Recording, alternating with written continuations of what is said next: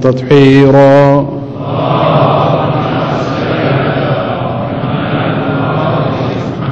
واللعنة الدائمة الباقية لأعدائهم ومنكر فضائلهم وغاصب حقوقهم من الآن إلى قيام يوم الدين. أما بعد، فقد قال الله سبحانه وتعالى في كتابه الكريم: وجعلنا منهم أئمة يهدون بأمرنا لما صبروا وكانوا بآياتنا يوقنون. صلوات.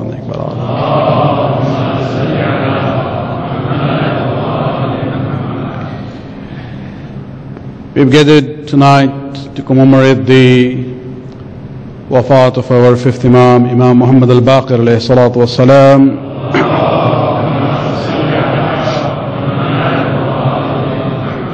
And I would like to take this opportunity to talk about an event which is taking place now in the Middle East, and to relate that with a movement which started during the days of the fifth and the sixth Imam. And I'm referring to the events that we are hearing in news about what's going on in Yemen and the political conflict between the government of Yemen and a minority who are known as Zaydi Shias.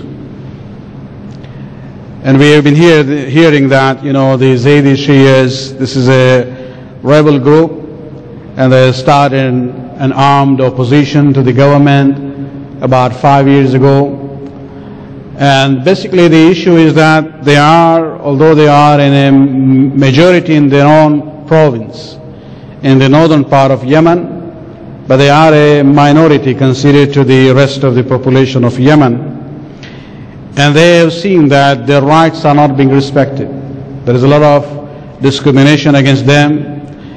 And a movement started about 5 years ago, which has now taken the form of armed conflict. And in August, the Yemeni government basically went out for a full-fledged military campaign against them in their province. And just in the last 2 weeks, Saudi Arabia has joined with the Yemeni government in attacking the Zaydi Shias of Yemen by air as well as by land.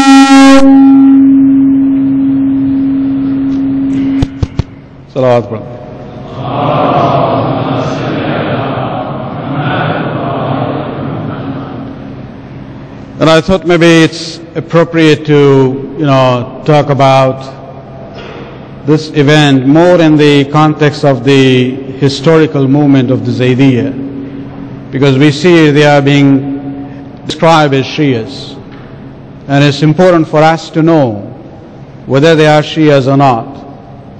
But whatever is the outcome of my discussion this evening, I would like to emphasize the point that,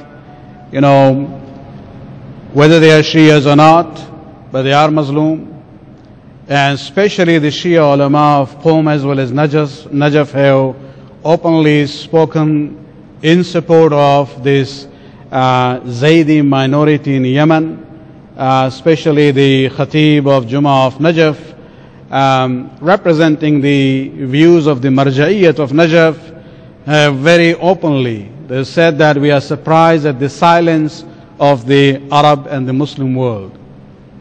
And especially pointed out Jam al-Azhar Islamic University in Cairo, that why are they silent when it comes to the Zaydi Shia minority, when the government is attacking them and discriminating against them. Salawat.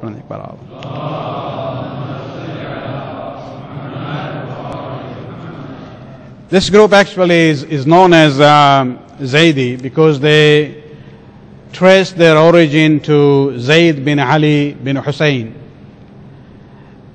And so he is basically the younger son of the fourth Imam and a younger brother of our fifth Imam, Imam Muhammad al-Baqir alayhi salatu wasalam.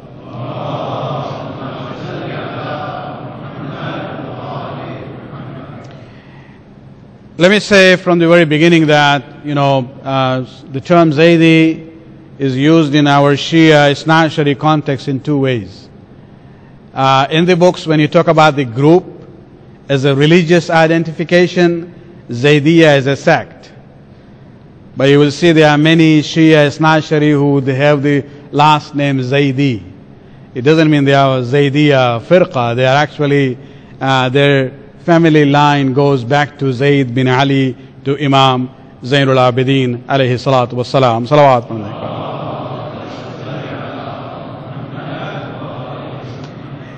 Now, what is this group Zaydiyya? And how are they, are they close to us or not?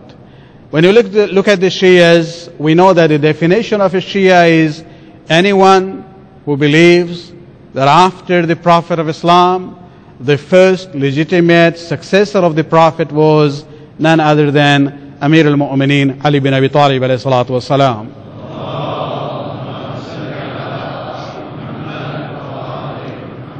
That is actually the definition of a Shia. Then you see, we have Isna Ashari Shias, those who believe not only in Ali but 12 Imams together. Then you have Ismaili Shias, who are with the Isna Ashari Shias till the sixth Imam, and then they deviate, go to another path with one of the grandson of the sixth Imam. And later on, the Ismailiyya themselves, after the collapse of the Fatimid Empire, they split into two groups. You have the group known as Nizariya and Musta'alawiyya. Basically, this is the Agha Khani and the Bohri.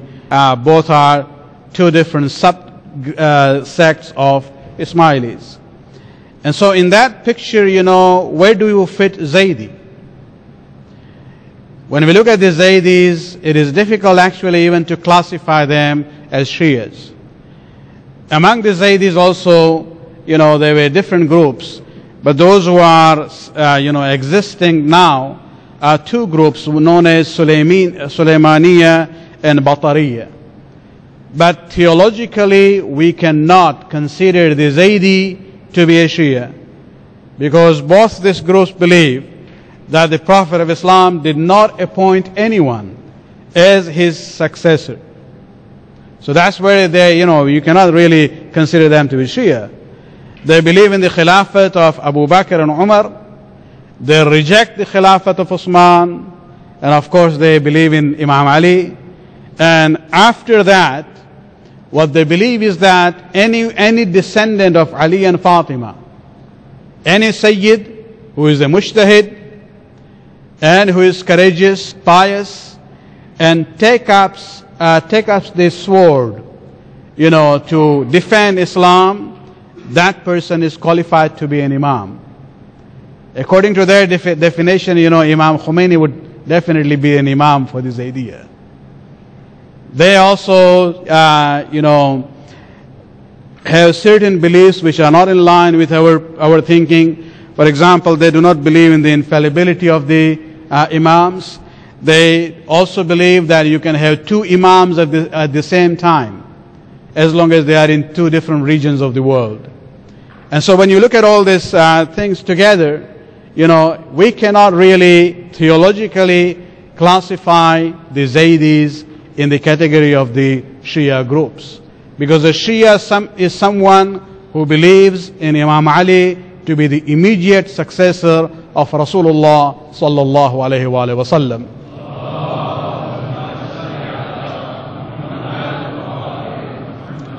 Even in their fiqh, they actually follow the fiqh of Hanifa. So they are Hanafi, followers of the Hanafi school of thought. And so there is no way theologically that we can basically classify the Zaydi groups, the Zaydiyya, as Shias, because they don't really qualify, because many important salient features of the Shia Islam is not found in their belief system. Salawat pढ़ने एक बार और.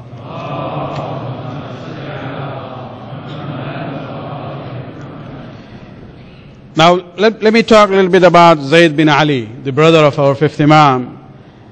Among the children of the fourth Imam, of course, our fifth Imam is the oldest one and the most important. He is his successor, he is the Ma'soom, he is the Imam after him. But then after him, Zayd is considered to be the most important among the children of Imam Zayn al-Abidin. Just one description from Shaykh Mufid, a very prominent scholar of the Shia world of the early days. He describes him about Zayd. He says, وَكَانَ عَابِدًا وَرْعًا فَقِيهًا سَخِيًّا شُجَاعًا. That Zayd was a very devout worshipper of Allah. He was a pious person. He was a faqih, a mujtahid, learned in fiqh, and shuja'an, sakhiyan. He was generous as well as very courageous. And it's worth mentioning that, the famous book that we have from the fourth Imam known as Sayyid Sajjadiyya, if you look at the narrators of Sayyid Sajjadiyya, the first narrator after the fourth Imam is Zayd bin Ali. It is through him that the book Sayyid Sajjadiyya has come to us. So he has a very important position in the Shia Islam and among the family of the Ahlul Bayt. It was during the days of the sixth Imam, in the year 120 of the Hijrah, that Zayd bin Ali started an armed movement on the basis of Amr bil Ma'ruf and Nahy anil Munkar. It's important to realize that he never claimed to be the Imam. But he started this because he saw the zulm of Banu Umayyah, and he started this movement in Kufa. Unfortunately, he and his group was not successful. They were killed. He became shaheed on the 2nd of Safar, year 120 of the Hijrah in Kufa. He was 42 years old at the time. His supporters took his body and they buried him. According to them, they were thinking this was a secret location. They actually went to the river, somehow, prevented the water from entering that area, dug a grave in the bed of the river, buried him there, and then they allowed the water to flow over it again, so that nobody would be, because they were afraid that Banu Umayyah will basically take his body and mutilate that. Unfortunately, there was some among them at the time who was kha'in, who betrayed, went to the governor of Kufa, disclosed the location of the grave of Zayd bin Ali. They came there, they dug out the body of Zayd bin Ali as shaheed, and they put it on the cross. And this shaheed and Mazloom's body was there on the cross in Kufa for 4 years. And eventually what they did, even for them, that was also not enough. As far as the zulm of Banu Umayyah is concerned, they basically burned his body, and basically they spread the ashes in the wind. And so that's why when you go to Iraq, you don't see any haram or marqad or the grave of Zayd bin Ali, because they burned the body of Zayd bin Ali. So he was a shaheed. He was a shaheed who stood up for the haqq of the Ahlul Bayt in order to promote what he called Amr bil Ma'ruf and Nahy al Munkar, to enforce good in the society and to prevent evil from the society. These were the same principles for which Imam Hussain alayhi salam took the stand against Yazid. If you look at his will, he writes very clearly that I have done this in order to exercise Amr bil Ma'ruf and Nahy anil Munkar. Salawat pढ़ने एक बार और.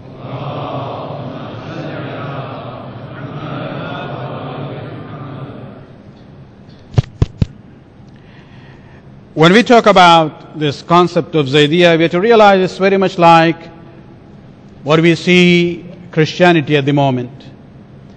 Somebody can say that, well, Christians believe that Jesus is the Son of God, so we should condemn Jesus for this claim. And that is where we have to realize that Jesus never claimed to be the Son of God. People came later on, by looking at his life and his words, they were impressed by him, and somehow they didn't understand him properly, exaggerated issues, and took him from the level of a prophet to the level of being Son of God. Same thing has happened with Zayd bin Ali. He himself never claimed imamate. He didn't say, I am the imam after my father or after Imam Hussain alayhi salam. He never made that such a claim. We have very clear wordings from our scholars of the early days, people like Sheikh Saduq and Sheikh Mufid, who say that Zayd bin Ali very firmly believed in the imamate of his brother Imam Muhammad al-Baqir, and later on in the imamate of Imam Ja'far al-Sadiq alayhi salatu wassalam.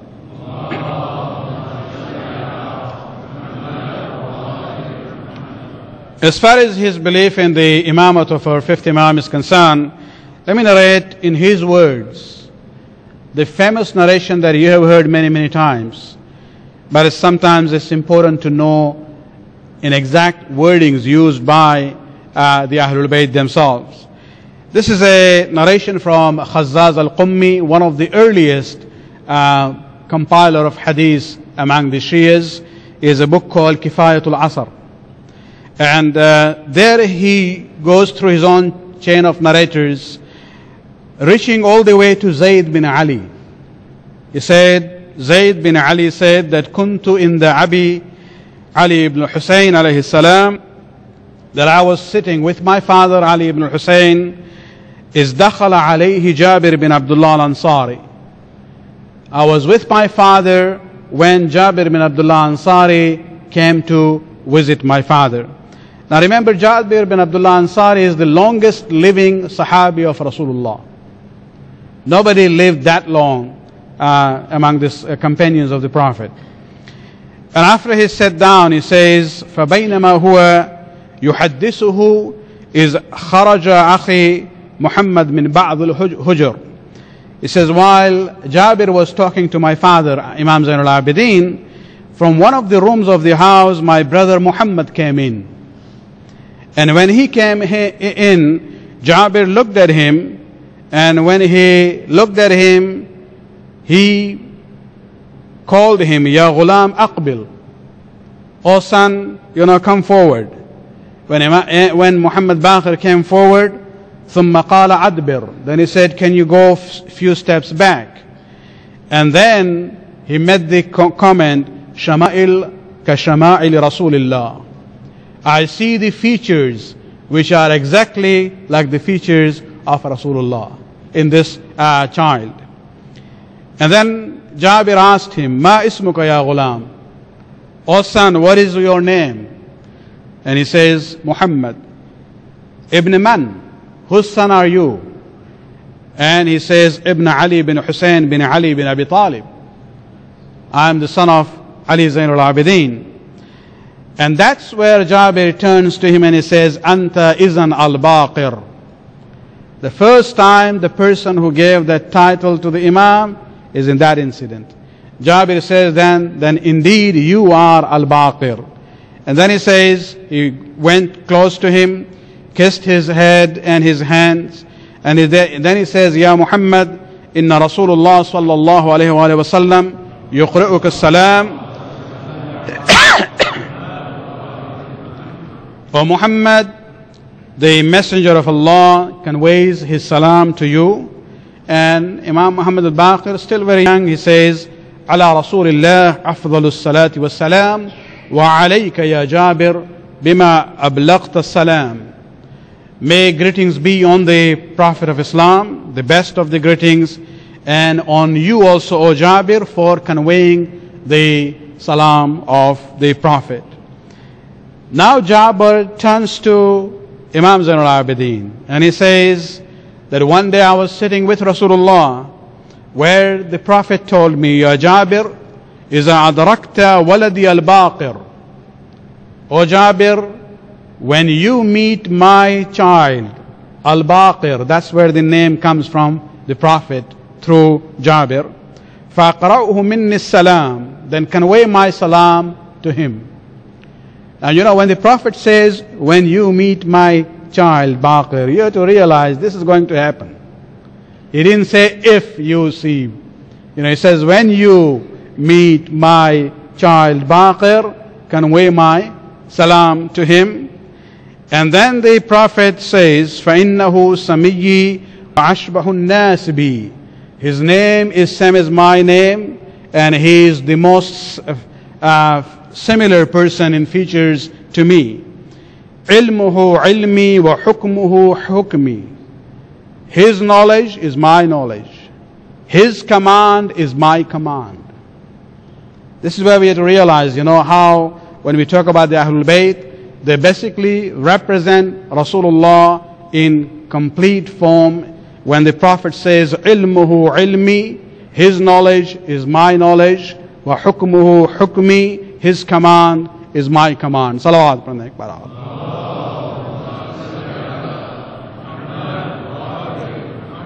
Sab'atun min wuludihi. The Prophet goes on to say to Jabir, 7 of his children, umana'un ma'asumun a'imma abrar. They will be the trustees of Allah. They will be infallibles. They will be the good imams. وَالصَّابِعْ مَهْدِيهُمْ. And the 7th of the descendants of al-Baqir will be the Mahdi of these imams. Salawat.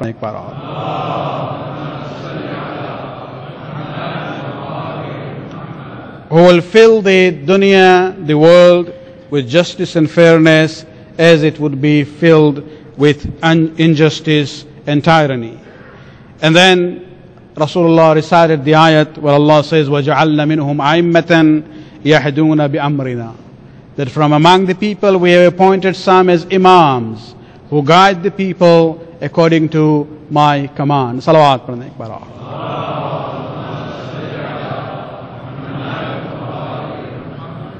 So Zayd bin Ali, in the lifetime of his own father, witnesses this event where Jabir is coming, conveying the salam of Rasulullah to Imam Muhammad al-Baqir, even prophesying that the imams will continue among the descendants of Muhammad al-Baqir all the way to the 12th imam. You know, how is it possible that Zayd bin Ali would claim imamat for himself? He is, you know, the eyewitness of this event, of this statement from Jabir. Not only that, we actually have, even after the wafat of the 5th imam, because Zayd bin Ali was killed during the days of the 6th imam, he has some lines of poetry where he talks about it. And he says, أبا جعفر الخير أنت الإمام وأنت المرجع لبلوى غد. You know, he talks about the Imam Muhammad al-Baqir, and he says, you are the Imam. You are the best of the Imam, and you are the one we seek salvation through you in the hereafter. After the death of the 5th Imam, there is 2 lines of poetry from him where he says that Baqirul ilm fi malhadin. You know, the Baqirul ilm, the one who dug the knowledge, now he is in the grave. Imam al-Wara Tayyibul Mawlid. He is the Imam of the people, and he is the best as far as his ancestry is concerned. فَمَنْ لِي سِوَى جَعْفَرْ بَعْدُهُ. Then he says, after Baqir, who is there for me other than Ja'far? Imam al-Wara al-Awhud al-Amjad. He is the Imam of the people. He is the only one, and he is the best of them. Salawat.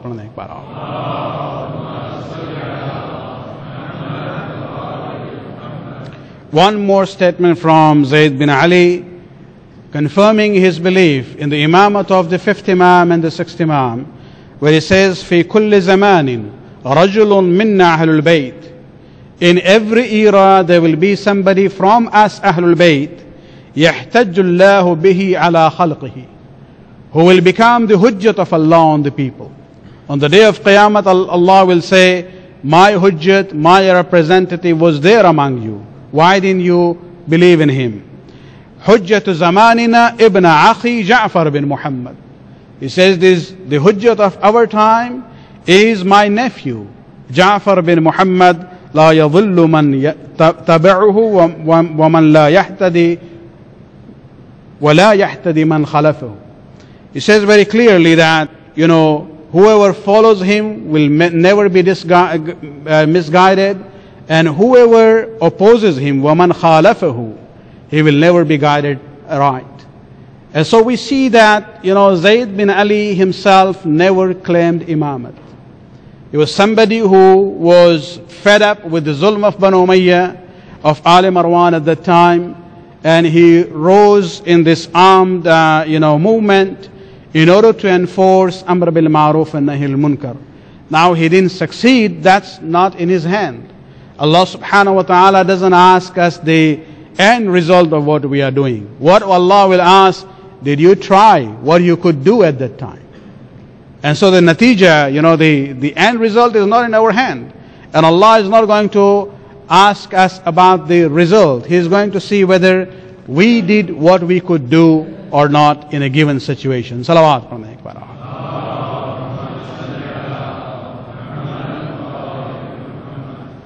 Ikbar salawat.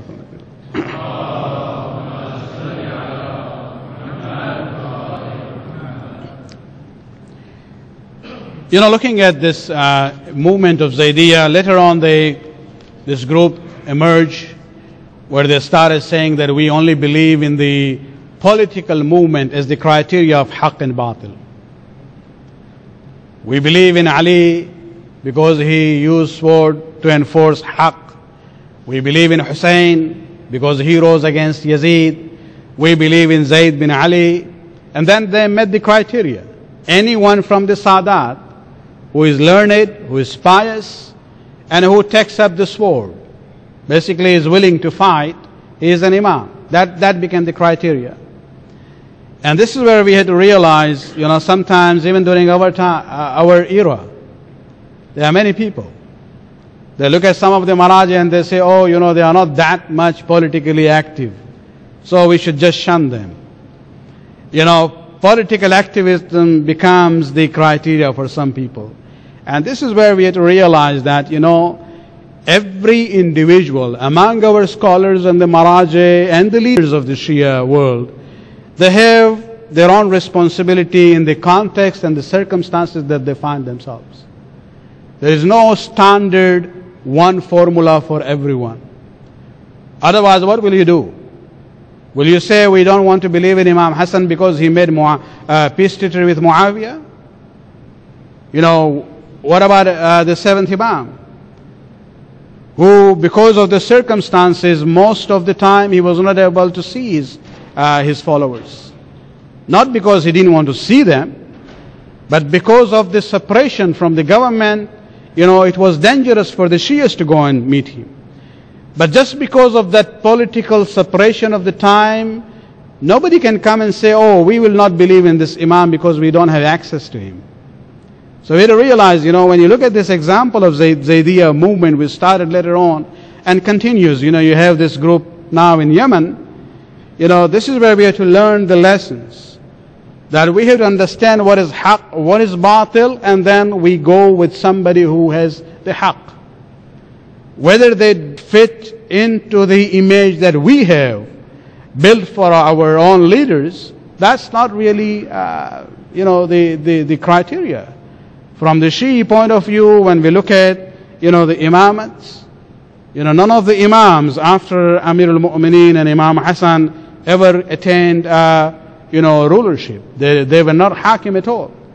And so when we look at the circumstances, Zayd bin Ali was a very pious person, and he was in a way, imams praised him for his jihad, and to the extent that you will see when Imam Ja'far as-Sadiq alayhi salam was given the news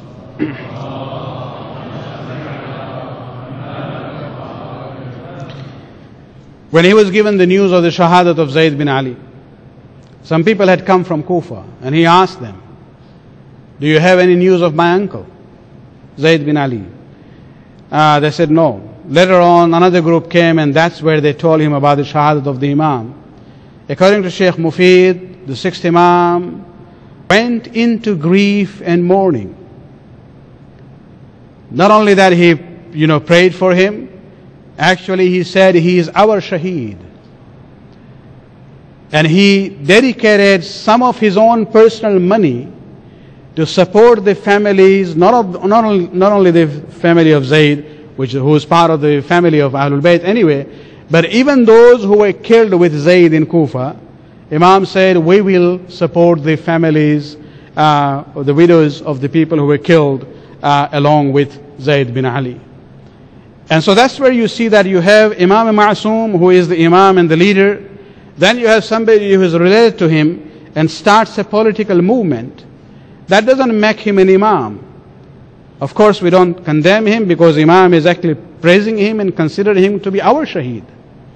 And so what I would like to say is that, you can have two individuals. One is the Imam and the leader, and other who is affiliated to him, and he does certain things which the leader doesn't do. There is no contradiction there. And it doesn't mean imamat has shifted from here to here. You have to realize, they are all together, but everyone looks at their own circumstances, and they are basically serving the cause of Allah subhanahu wa ta'ala. Salawat.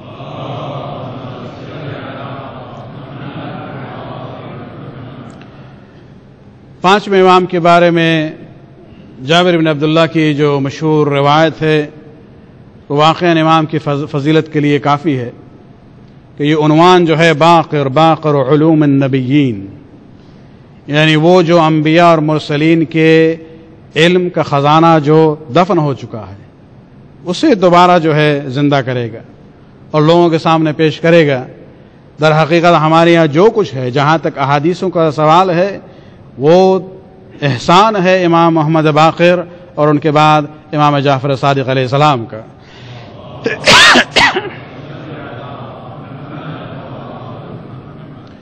ये जो जुमला रसूलुल्लाह का है जाबिर बिन अब्दुल्ला अंसारी की रिवायत में कि इल्मुहु इल्मी, ये बहुत बड़ी बात है।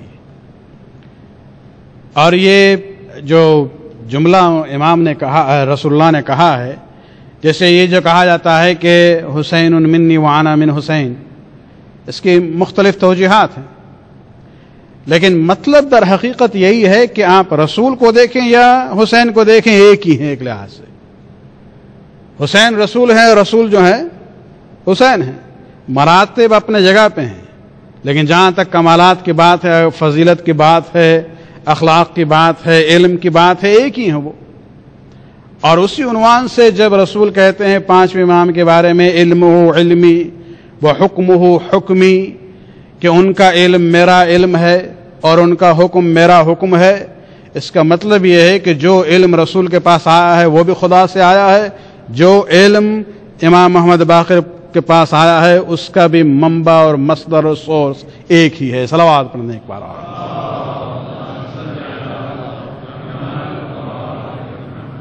और इसलिए हम लोग इस बात पर हमेशा मुसिर रहते हैं कि हमें अगर सुन्नत रसूल तक पहुंचना है तो हम उस रास्ते को अपनाएंगे जो अहले बैत का रास्ता है, जो अहले बैत से चलता है, छठे इमाम से चलता है, पांचवें इमाम तक जाता है और उनके ज़रिए रसूलुल्लाह तक पहुंचता है। इसलिए कि यही एक चैनल है जो सिक्योर है, जो रिलायबल है, जो ट्रस्टवर्दी है। रसूल इस्लाम ने किसी के और के बारे में इस टाइप के ताबीरात और एक्सप्रेशंस यूज़ नहीं किए हैं कि हुक्मुहु हुक्मी व इल्मुहु इल्मी। ये सिर्फ आइम्मा अहले बैत के लिए इस्तेमाल किए हैं। और इसी बुनियाद पर आप देखें कि खुद जो उलमा अहले सुन्नत वल जमात हैं, बुजुर्ग से बुजुर्ग, जिस उन्वान से इन लोगों ने तारीफ़ की है इमाम मोहम्मद बाक़िर की और उसके बाद छठे इमाम की, उसी से अंदाज़ा होता है कि इनका इल्म जो है ये दर हकीकत फैज़ इलाही है। कोई इनका उस्ताद नहीं है, किसी ने दावा भी नहीं किया है। इनके शागिर्द बहुत मिलेंगे, लेकिन फर्जी तौर पे भी किसी ने नहीं दावा किया है कि हमने इनको पढ़ाया है, लिखना या पढ़ना, नहीं, कहीं नहीं मिलता है। इतनी मुखालफत हुई अहले बैत की, लेकिन इस सिलसिले में किसी ने जुर्रत नहीं की है कि फर्जी तौर पे ही कोई दावा कर दें कि भाई हम बचपने में इनके उस्ताद थे। अक्सर होता है ना, वो ABCD पढ़ाया हो, बाद में वो बुजुर्ग कोई आलिम बन जाए, कहते हैं हाँ हमने इनको पढ़ाया था। अरे भाई पढ़ाया थे ABCD, अब इन्होंने किया है कुछ और। تو لیکن اس ٹائپ کی کوئی مثال بھی نہیں ملتی ہے ہمارے ائمہ کے سلسلے میں. اتنی کوشش کی گئی پروپیگنڈا کا ان کے خلاف، لیکن اس ٹائپ کا ادعا کسی نے نہیں کیا ہے، اور اسی میں ان کا کمال ہے. اور اسی علم کی بنیاد پر، اسی اخلاق کی بنیاد پر دشمن ہمیشہ جو ہے ان کے سامنے مجبور ہو جاتا تھا. اور سوائے اس جو طریقہ ان کا یہی تھا، کربلا کے بعد ان کی جرأت نہیں تھی کہ کسی بھی امام کو کھلم کھلا شہید کریں. یہ تو امام حسین علیہ السلام کا وہ کارنامہ تھا کہ جہاں اس کے بعد کسی بھی ظالم کی جرأت نہیں ہوئی. اور امام محمد باقر علیہ السلام کے سلسلے میں بھی ہشام بن حکم کا دور تھا. اسی کے اطرافیان اور اس کے خاندان والے کے افراد سب مل کے، ان میں ایک ہسٹری میں ایک نام نہیں ملتا ہے. کچھ حضرات ہشام کا نام لیتے ہیں، کوئی اس کے بھائی کا نام لیتے ہیں. در حقیقت یہ سب ایک ساتھ ہی تھے، اور انہوں نے زہر کے ذریعے، زہر کے بارے میں یہی روایت ملتی ہے کہ امام کی جو سواری تھی اس کے زین میں زہر جو ہے مل دیا گیا تھا، اس طرح سے کہ امام جب بیٹھیں تو اس کا اثر جو ہے امام کے پیر پہ ہو، اور اسی سے بہت ہی تیزی کے ساتھ یہ زہر کے آثار جو ہیں امام کے جسم میں، اقدس میں پھیل جاتے ہیں. اور یہی ذی الحجہ کے ایام تھے. 7 ذی الحجہ کو امام کی شہادت واقع ہوتی ہے اسی زہر کے ذریعے. اور امام نے اپنے فرزند سے ایک وصیت کی تھی، امام جعفر صادق علیہ السلام سے، جو وصیت عجیب و غریب ہے. 5ویں امام آخری وصیتوں میں فرماتے ہیں کہ بیٹا، میں نے کچھ پیسہ جو ہے الگ رکھا ہے، اور یہ ہماری وصیت ہے کہ تم 10 سال تک منا میں کچھ لوگوں کو اجرت دینا، پیسہ دینا کہ وہ بیٹھ کے نوحہ و مرثیہ پڑھیں اور مجھ پر روئیں اور مجھے یاد کریں. عزیزان حسین، کبھی کبھی انسان مجبور ہوتا ہے سوچنے کے لیے کہ امام نے یہ وصیت کیوں کی تھی. ہر وصیت کی ایک وجہ ہونی چاہیے. جب امام محمد باقر علیہ السلام کے بارے میں ہم یہ سنتے ہیں تو یہ ہماری اپنی ایک کوشش ہے سمجھنے کی کہ عجب نہیں کہ انسان کے بچپنے کے دور میں کچھ واقعات جب ہوتے ہیں تو وہ ذہن سے کبھی محو نہیں ہوتے ہیں. وہ پتھر کی لکیر کی طرح جو ہے وہ دل و دماغ میں اس طرح سے بیٹھ جاتے ہیں کہ آخر وقت بھی وہ واقعات یاد رہتے ہیں. امام محمد باقر علیہ السلام کا سن 5 سال کا تھا جب کربلا کے ان مظالموں کو اپنی آنکھوں سے دیکھا ہے. آئی وٹنس ہیں کربلا کے. اور عجب نہیں کہ امام محمد باقر علیہ السلام ہمیشہ اپنی پھوپھی جناب سکینہ کی کیفیت کو دیکھ رہے ہوں گے کہ جب بھی یہ بچی اپنے بابا کو یاد کرتی تھی، کوئی آ کے تماچا مارتا تھا، کوئی نیزے سے اذیت پہنچاتا تھا، کوئی تازیانہ سے اذیت پہنچاتا تھا، اور وہ بچی بھی اپنے باپ کو یاد کر کے رو بھی نہیں سکتی تھی. اور اس ظلم کی بنیاد کا اثر یہ لگتا ہے کہ امام محمد باقر نے یہی وصیت کی ہے کہ بیٹا 10 سال تک منا میں حج کے زمانے میں لوگ مجھے یاد کرے، نوحہ بکا کرے اور میری عزاداری کرے. بس مولا سے اتنا کہیں گے. مولا آپ نے یہ وصیت کی اور یقیناً امام جعفر صادق علیہ السلام نے اس پر عمل کیا ہے. لیکن ہائے وہ سکینہ اور زینب اور ام کلثوم اور وہ امام زین العابدین جو کربلا سے کوفہ اور کوفہ کے تمام شام کے منازل میں جہاں بھی امام روتے تھے نیزے سے پشت پر اذیت کی جاتی تھی. یہاں تک کہ ایک مرتبہ جناب زینب جو ہے بھائی کے سر کو مخاطب قرار دے کے ایک مرثیہ پڑھتی ہے، کہتی ہے بھائی اپنے بیٹے کی طرف دیکھو، جب بھی تمہیں یاد کر کے روتا ہے تو اذیت پر اذیت پہنچائی جاتی ہے. الا لعنۃ اللہ علی القوم الظالمین سیعلم الذین ظلموا ای منقلب ینقلبون. خداوند اس قلیل بات قبول فرما، ہمارے گناہوں کو بخش دے، ہمارے توفیقات میں اضافہ فرما، امام کے ظہور میں تاجر فرما. ربنا تقبل منا انک انت السمیع العلیم.